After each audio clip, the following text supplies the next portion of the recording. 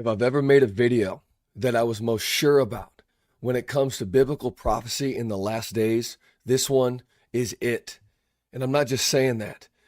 I've been following this story about the red heifer and the building of the third temple for 2 years now, but I haven't spoke about it publicly because I was waiting for a time from the Lord to begin to speak about it. And this is the day because of what I'm seeing and the things that are heating up right now. If you don't know what I'm talking about, please stick with me through this video. If you watch one video of ours in the last month, I'm telling you, make this one be it. Because the temple in Israel has been destroyed for over 2,000 years. And they are setting the stage to begin to rebuild the temple like right now. And they're going to do a sacrifice and a ritual that is needed to make this happen involving red heifers. It may sound strange to you, but it doesn't matter because it's happening. And Jesus said, when these signs take place, behold, the end is near. So hit that like button. We got to get this out there. We need to begin to pray and we need to be aware of what's coming and what's happening. This video honestly makes me uncomfortable because I'm telling you, I know with everything in my being that this is the most telling sign that the end is near. We got to make people aware. Let me know in the comments what you think, and let's watch this newscast and what they're talking about. And as always, I'll comment.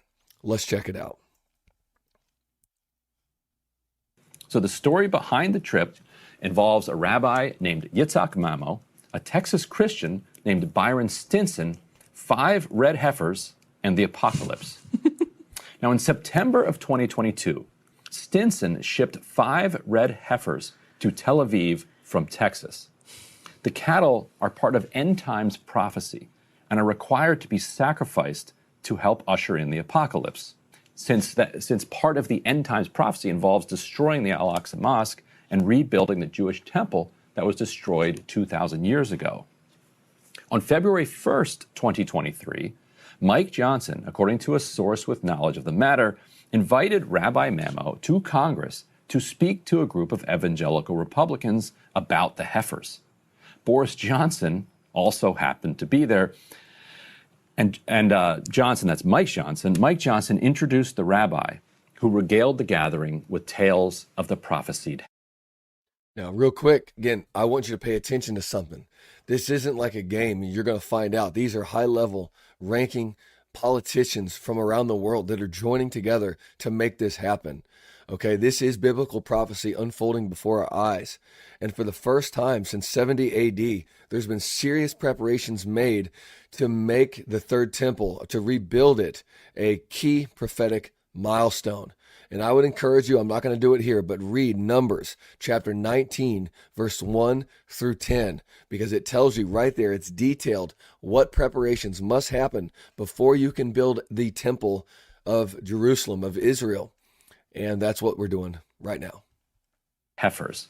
So the meeting was held on the same day as that year's National Gathering for Prayer and Repentance, a high-profile evangelical convening in Washington that Mike Johnson is heavily involved with. The next year, in 2024, both Stinson and Rabbi Mamo spoke at the gathering, telling their story again, where Johnson was a central figure.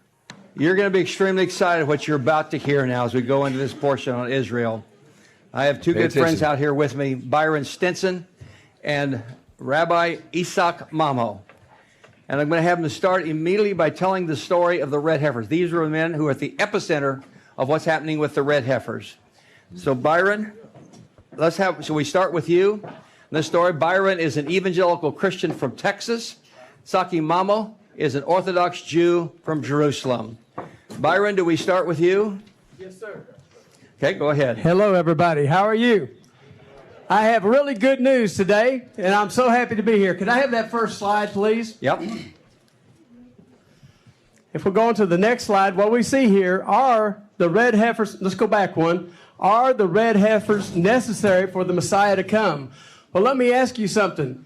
When Israel was scattered for 2,000 years in the land, was it necessary that Judah, the tribe of Judah, the lion, would return to the land? Was that necessary?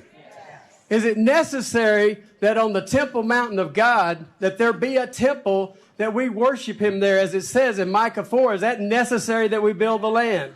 So the first step on the red heifers is that are going to move towards building that temple. This is the first step, and it has to happen. But my friends, I want to tell you, all of you in the nations, you need to know something. God had a plan. He put his people, Judah, into the nations to suffer because they didn't obey him. Here we are today. We're seeing today we're doing the same thing.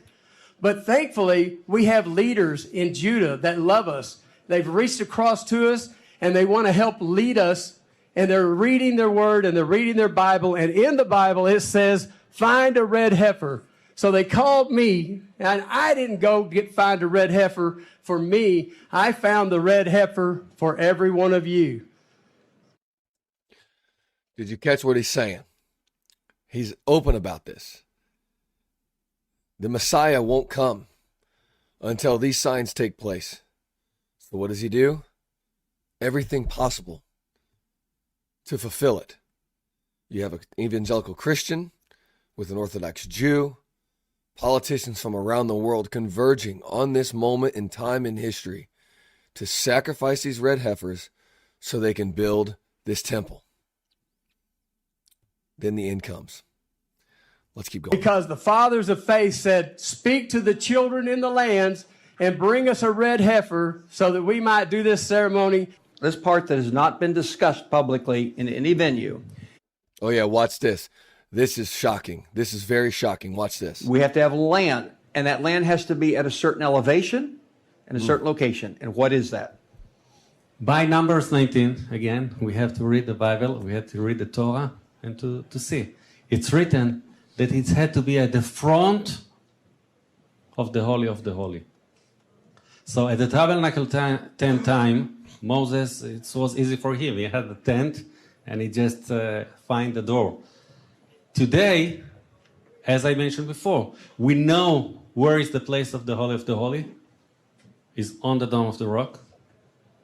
Okay, this is the view from Mount of Olive, okay, a big cemetery, Jewish cemetery.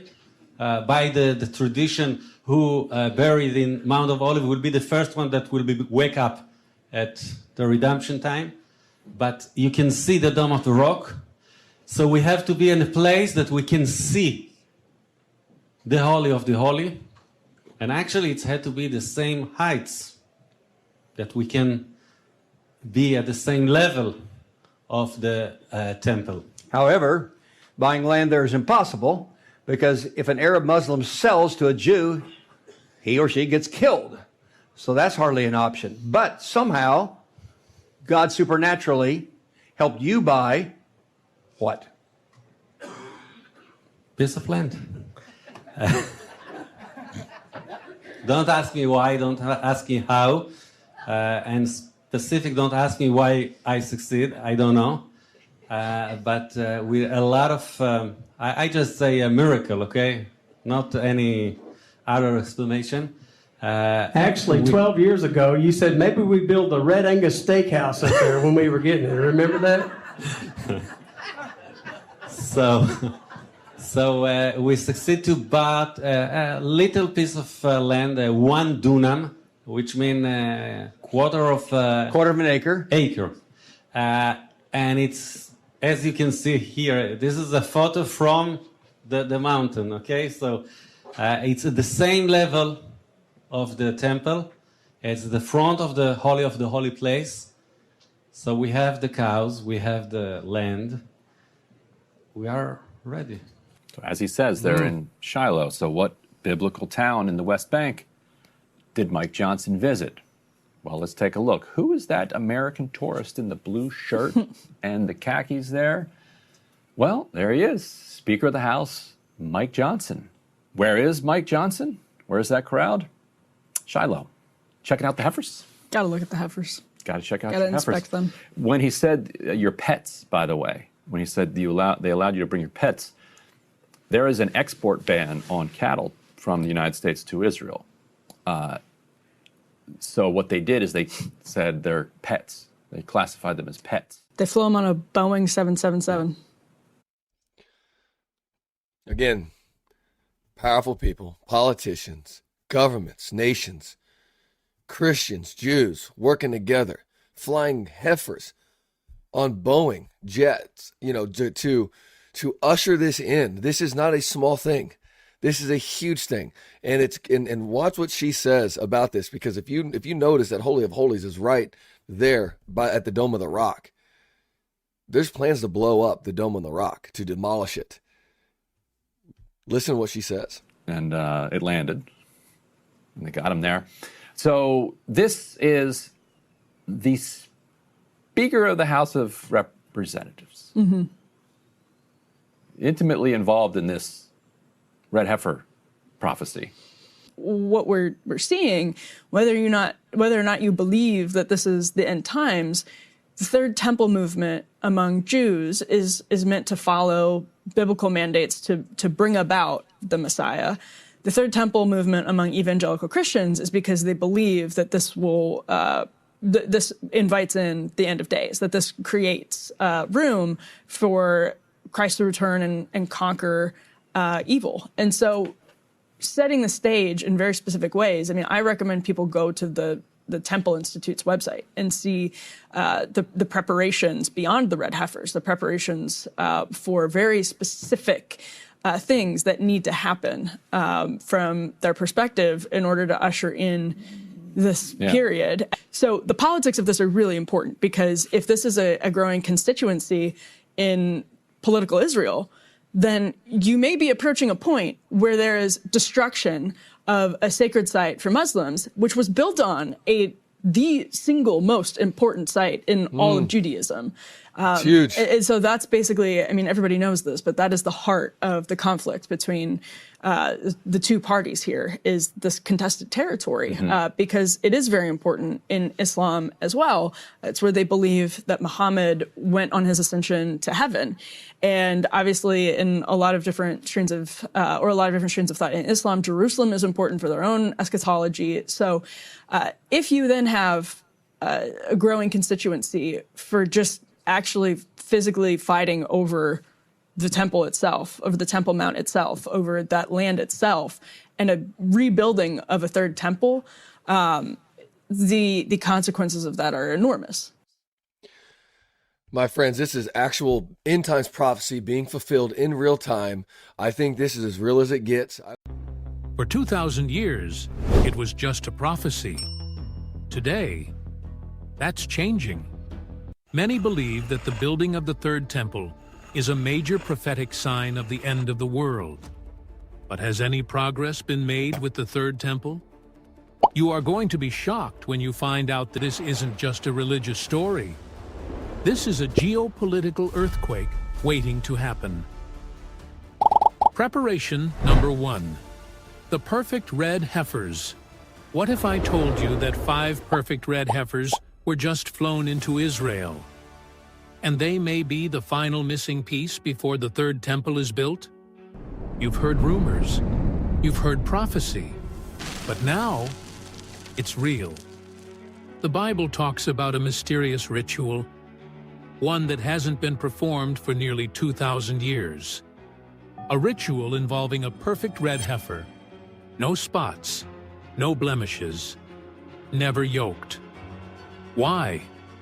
Because only the ashes of a red heifer can purify the Jewish priests before temple worship begins. Without the red heifer, the temple cannot be used. And for an unclean person, they shall take of the ashes of the burnt heifer of purification for sin. And now, they have the heifers, not just 1, but 5, brought from Texas, raised under strict rabbinical supervision, and waiting for the day of sacrifice. Why now? Why these heifers? The arrival of the red heifer means one thing: the temple is closer than ever. In September 2022, 5 red heifers were flown into Israel from Texas. They were carefully selected, examined for blemishes, checked for even 2 non-red hairs, which would disqualify them. And when they passed inspection, they were greeted with dancing and celebration. But not by the whole world, because while most ignored it, those who understand prophecy held their breath. Then shall the sanctuary be cleansed. Daniel 8:14. This isn't just a religious ceremony. This is prophecy in motion, because the Bible says, "Let no man deceive you, for that day shall not come, except there come a falling away first, and that man of sin be revealed, who opposeth and exalteth himself, so that he as God sitteth in the temple of God." 2 Thessalonians 2:3-4. The Antichrist will sit in the third temple, but before he can sit, the temple must be built. And before it's built, the red heifer must be sacrificed. We are almost there. So what's the timeline? Here's what's expected. One will be selected for sacrifice. The ceremony will happen outside Jerusalem, likely on the Mount of Olives. The ashes will be mixed, stored, and used to purify the new temple site. The third temple will be ready for construction or dedication. Prophecy will move forward fast. The Temple Institute has already announced their intention to perform the red heifer ceremony before Passover this year. That's not next year. That's not someday. That's months away. But to understand why this matters, you need to see what else they've been preparing. Preparation number 2. The Sacred Vessels Recreation. While the world was distracted, master craftsmen in Jerusalem have been recreating something extraordinary. Over 60 sacred vessels, each one crafted according to biblical specifications that haven't been relevant since 70 AD. But here's where this gets absolutely incredible. I'm about to show you items that are worth more than most people's houses, crafted with precious metals and ancient techniques that took years to perfect. This is the Temple Institute's recreation of the Golden Menorah. 95 pounds of pure gold. Price tag, $2 million. But here's what's really stunning. This isn't a replica for display. This is a functional menorah designed to be used in actual temple service. And it's not just the menorah. What you're seeing now, and what I'm about to show you, represents the largest collection of temple vessels created since the destruction of the Second Temple. But here's the question that's going to shock you. Why spend millions of dollars creating functional temple vessels if you're not planning to use them? The answer to that question is coming up, and it's going to change everything you think you know about this story. Incense vessels designed to burn the exact spices mentioned in Exodus. Measuring cups calibrated to biblical standards. Silver trumpets that can produce the exact tones described in Numbers. Each item represents months or years of research, craftsmanship, and expense. But vessels are just objects. What about the people? What about the priests who would actually use these items? That brings us to preparation number 3, and this is going to absolutely blow your mind. Preparation number 3. Priestly Training Program, 2130 to 2430. What you're watching right now has never been seen in 2,000 years. These are modern Jewish men, descendants of the priestly tribe of Levi, being trained to perform temple services that their ancestors haven't practiced since the Roman destruction of Jerusalem. Picture this moment. You're watching the restoration of knowledge that was lost for 2,000 years. These men are learning rituals that their great-great-great-grandfathers, going back 70 generations, could only dream of performing again. In 2009, the Temple Institute built a field school in Mizpeh, Jericho, about 20 minutes from Jerusalem. Here, Kohanim, Jewish priests, and Levites undergo rigorous training to ensure they can perform every aspect of temple service perfectly. And here's something that's going to shock you. In 2015, these trainees completed something extraordinary. The first accurate, authentic reenactment of the Korban Pesach, the Passover offering, in 2,000 years. And speaking of when the time comes, you need to see what they've prepared for the temple itself. Because what you're about to see is going to answer the question everyone's asking. Are they really serious about rebuilding the third temple? Preparation number 4. Architectural blueprints complete. What you're looking at right now are not conceptual drawings. These are operational blueprints for the third temple, created to modern construction standards and ready for immediate implementation. But here's where this gets absolutely mind-blowing. Not only are the blueprints complete, but they've built a scale model that you can actually visit right now in Jerusalem. This is a 1/50th scale model of the third temple, exact in every detail. The square building measures 150 meters long by 150 meters wide in the actual plans. The model will be displayed at a new visitor center opening in Jerusalem in 2025. But here's what most people don't realize. These aren't just religious drawings. These are architectural plans that incorporate modern building codes, electrical systems, plumbing, heating, and ventilation. This is a blueprint for a functioning modern temple. As we walk through this virtual temple, you can see every detail has been planned. The chamber for the Sanhedrin, the court of the priests, the altar of sacrifice, the Holy of Holies. Every measurement corresponds exactly to biblical descriptions. But blueprints are just paper. What about the actual materials? What about the physical objects that would go inside this temple? That brings us to something that's going to absolutely shock you. Preparation number 5. High priest garments. Ready. What you're seeing right now took over a decade to create. These are the complete garments of the Jewish high priest, recreated according to exact biblical specifications and ready to be worn. Think about this moment. These garments represent 2,000 years of hoping, dreaming, and praying. Every thread has been researched. Every gemstone has been selected according to ancient texts. Every detail represents the fulfillment of prophecies that seemed impossible just decades ago.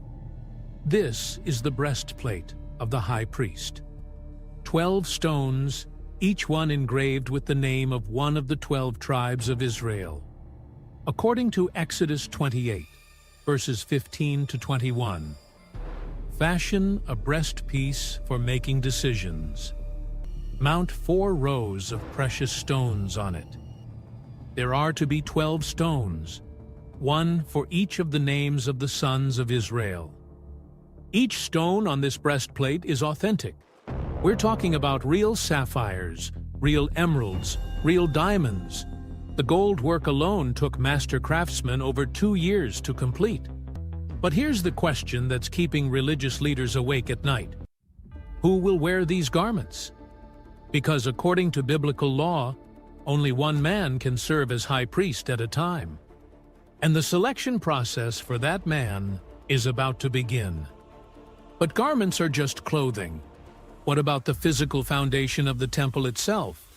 What about the actual stones that would be used in construction? That brings us to preparation number 6, and what you're about to see is going to change everything.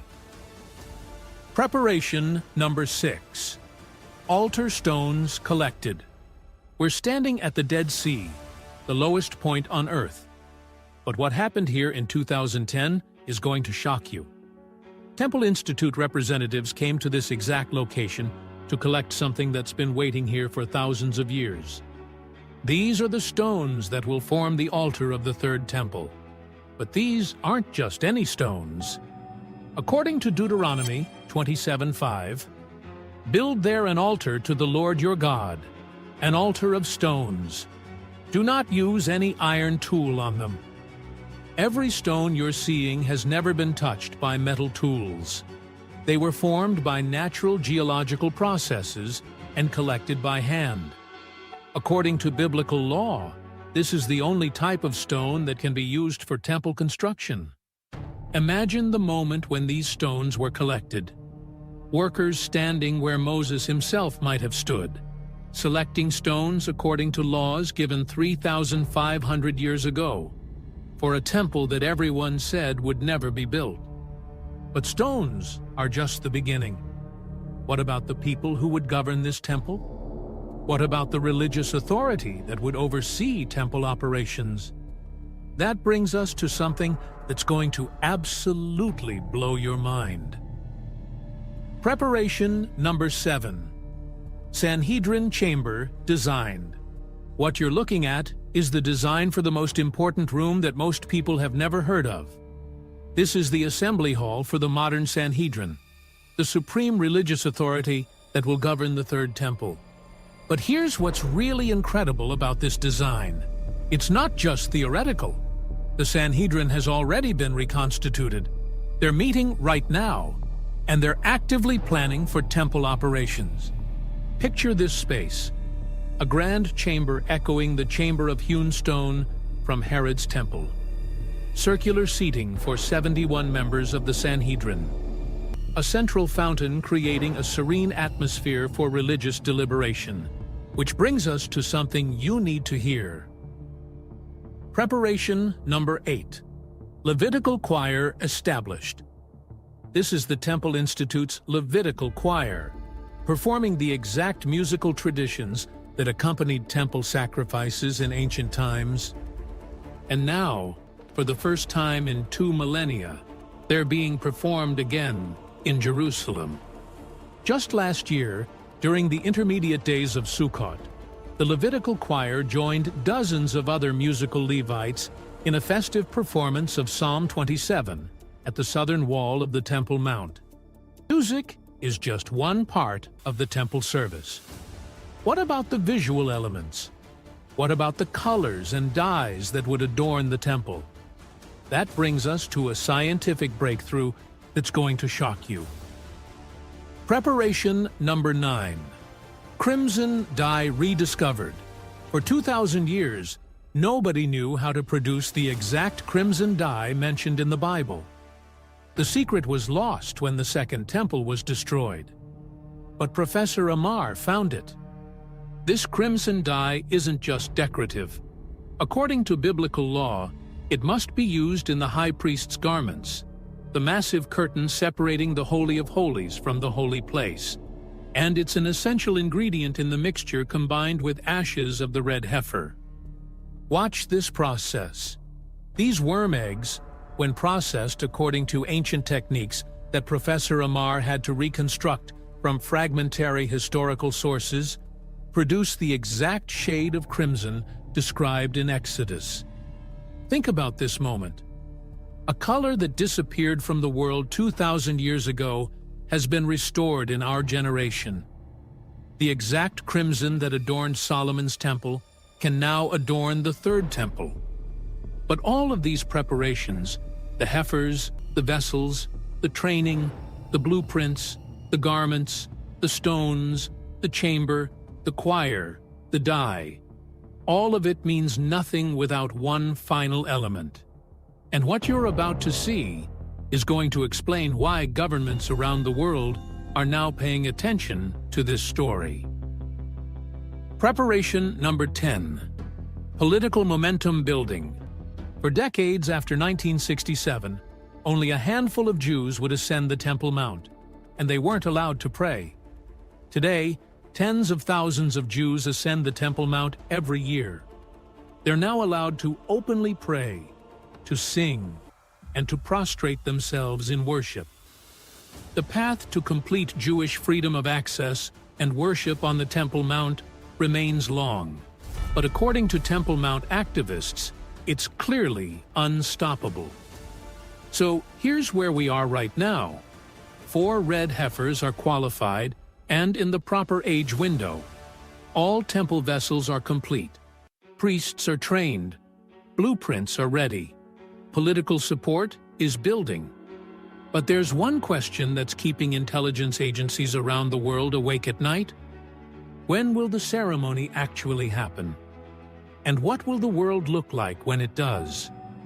If everything is ready, the blueprints, the priests, the furniture, even the red heifer. Then why hasn't the third temple been built? There are powerful forces standing in the way. Some political, some religious, some spiritual. And until they're removed, prophecy can't move forward. Or can it? Obstacle 1, the Dome of the Rock. Let's start with the biggest barrier, the Dome of the Rock. It's one of the holiest sites in Islam. It sits right on the Temple Mount, the exact spot where the first and second temples once stood. And right now, no Jewish construction is allowed there. Any attempt to build the temple would cause a global eruption of protest, violence, and possibly war. Muslims believe the Temple Mount belongs to them. Jews believe it belongs to them. And the rest of the world? They're too afraid to touch it. The Dome of the Rock was built in 691 AD, on top of the Jewish temple ruins. That's over 1,300 years ago, and it's never been demolished or moved since. Until this obstacle is removed, the third temple can't rise. But prophecy says it will. So what's going to happen to the dome? Something must fall, for something else to be raised. Obstacle 2, political pressure. The second barrier, politics. Right now, the idea of rebuilding the temple is a political nightmare. Israel is surrounded by enemies. Every decision is under global scrutiny. If the Israeli government even suggested rebuilding the temple, the United Nations would condemn it. The Arab world would rise up, and nations would threaten war. So most leaders stay quiet. They delay, they avoid, they sidestep, because they know one wrong move could spark global chaos. But what if that chaos is part of the plan? What if prophecy isn't waiting for peace, but for crisis? Politics may stall it, but they won't stop it, because prophecy doesn't ask for permission. There are already Jewish politicians in Israel's Knesset who publicly support rebuilding the temple, even today. They're not loud, but they're not backing down either. Obstacle 3, division among the Jews. Here's something few people talk about. Many Jewish people don't agree on rebuilding the temple. Some are ultra-Orthodox. Some are secular. Some fear it will provoke war. Others believe only the Messiah should rebuild it. Even religious leaders are divided. Some say it's time now. Others say it's too dangerous. This internal conflict is one of the quietest but strongest barriers. Because without unity, there can be no movement. The enemy loves division, because divided people can't build holy things. But one event, one breakthrough, could unite them all in an instant. What could suddenly change Jewish minds and unify their will? Could it be an attack? A miracle? A treaty? Obstacle 4, global religious tension. Here's the truth. The Third Temple doesn't just affect Israel. It affects all three major religions: Judaism, Islam, and yes, even Christianity. For Muslims, it's a threat. For Jews, it's a promise. For Christians, it's a sign. And that makes the temple one of the most controversial topics in the world. Religious leaders from every background are watching, because they know if the temple rises, it changes everything. And there was given me a reed, and the angel stood, saying, "Rise and measure the temple of God." Revelation 11:1. Some Islamic scholars already fear that the red heifers brought to Israel are a signal that the Jews are preparing for temple sacrifices. And they're not wrong. The temple is more than a building. It's a battleground of faith. When religion collides with prophecy, there is no neutral ground. Obstacle 5. Spiritual warfare. The fifth and final barrier? Spiritual warfare. Because the temple isn't just a religious building, it's a place where God once dwelled, and Satan wants no part of that. The enemy knows the Bible, he knows the prophecies, and he knows that when the temple is rebuilt, and after that, Jesus returns. That's why this battle is more than political, more than religious. It's a battle in the heavenly realm. For we wrestle not against flesh and blood, but against spiritual wickedness in high places. Ephesians 6:12. Before heaven touches the earth, hell will throw everything it has. Could the spiritual opposition we're seeing now be the final stall before the temple rises? First comes resistance, then comes movement, then comes the temple. And once that happens, the countdown begins. Let's imagine the future. The dome is removed or bypassed. A political deal opens the door. The Jewish people unite. Global religion is stunned. And the enemy is pushed back. Then, the temple begins to rise, stone by stone. Priests are called. Sacrifices resume. And the world watches in awe or fear. Because when the temple returns, so does the conflict. But also, so does the king.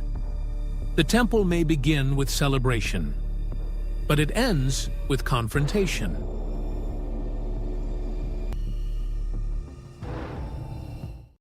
And then last night, Byron Stinson posted a video. This was the first red heifer sacrifice in over 2,000 years, done with a perfect priest. Ritual was completed outside of the camp, aligning with Numbers 19. It was the perfect one. It was a ceremony. They did sacrifice a red heifer, and they do have the ashes for the purification ceremony.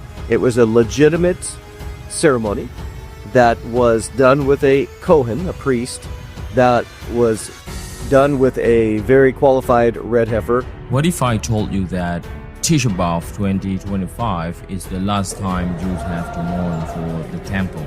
In 2026, they will have their own temple back. Most people have no idea how the third temple could actually be built. But once you see the plan, it might just shock you.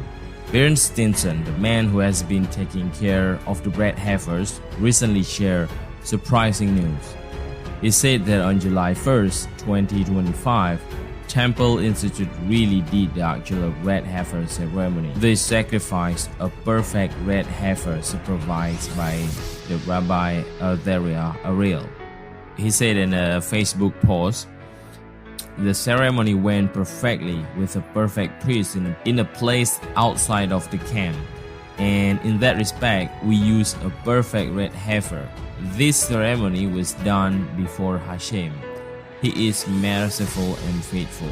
Except the designated priest purifies, then periodically defiles, enacting a sacred drama so rare that even rehearsals are attended by only a few, with no full video ever posted, preserving its secrecy and prophetic weight.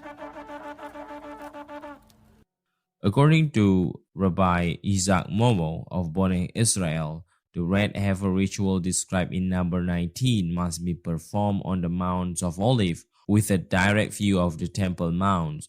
This is based on traditional Jewish interpretations of the biblical command that ceremony be held outside the camp, which in the temple time mean east of the temple, across the Kidron Valley.